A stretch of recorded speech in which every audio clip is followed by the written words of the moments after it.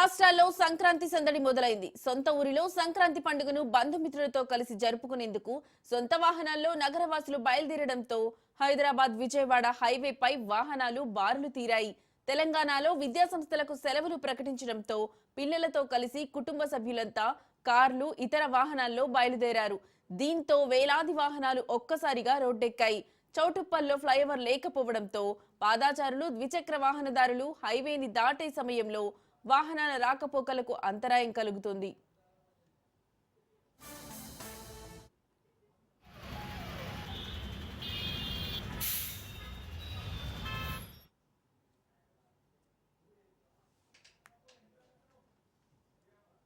మరోవైపు పతంగి toll plaza వద్ద కొన్ని నిమిషాల పాటు వాహనాలు నిలిచిపోతున్నాయి. ఈ టోల్ ప్లాజా వద్ద విజయవాడ వైపు సాధారణంగా 8 టోల్ బూతులు తెరిచి ఉంటాయి.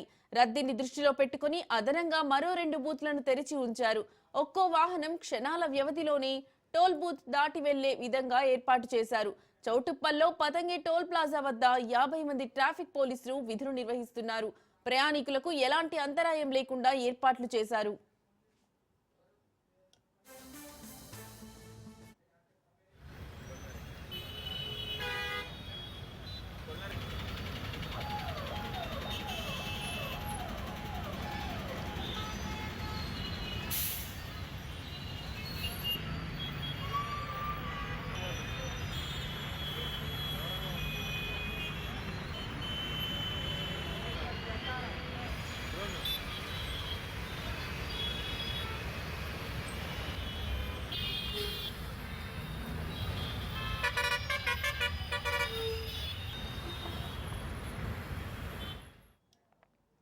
తెలుగు రాష్ట్రాల్లో సంక్రాంతి సందడి మొదలైంది. సొంత ఊరిలో సంక్రాంతి పండుగను బంధుమిత్రులతో కలిసి జరుపుకునేందుకు సొంత వాహనాల్లో నగరవాసులు బయలుదేరడంతో హైదరాబాద్ విజయవాడ హైవేపై వాహనాలు బారులు తీరాయి.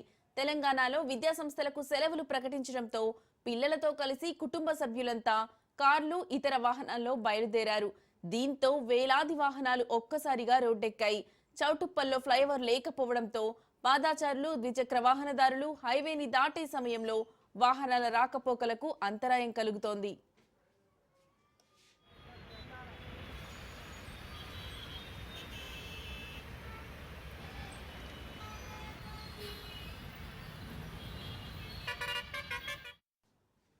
మరోవైపు పతంగి టోల్ ప్లాజా వద్ద కొన్ని నిమిషాల పాటు వాహనాలు నిలిచిపోతున్నాయి. ఈ టోల్ ప్లాజా వద్ద విజయవాడ వైపు సాధారణంగా 8 టోల్ బూతులు తెరిచి ఉంటాయి.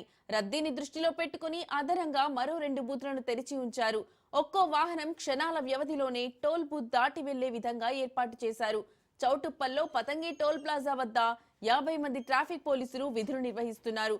ప్రయాణికులకు ఎలాంటి అంతరాయం లేకుండా ఏర్పాట్లు చేశారు.